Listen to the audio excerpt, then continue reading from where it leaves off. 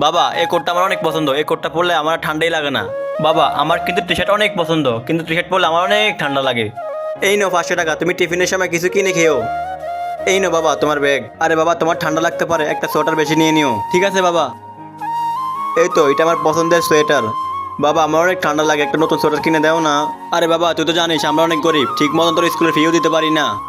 Very good বাবা, তাড়াতাড়ি চলো, স্কুলে লেট হয়ে যাবে। বাবা তাড়াতাড়ি চলে আসিস, নয়তো তো ঠান্ডা লেগে যাবে। ঠিক আছে বাবা।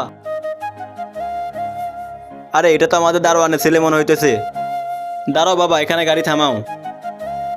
কালকে তুমি খেলতে আসো না কেন? কি করে আসবো, আমার তো ছোয়াটার নাই, আর এত রাত খেললে আমার অনেক ঠান্ডা লেগে যাবে, আর আমি যদি পাতলা কাপড় পরে খেলতে যাই তাহলে তো আমি মরেই যাবো।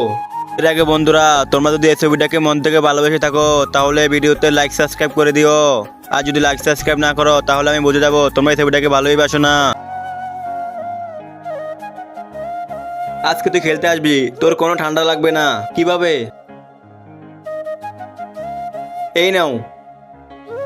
আরে আমি তোমাকে বন্ধু হিসেবে দিচ্ছি, নিয়ে নাও। থ্যাংক ইউ দোস্ত।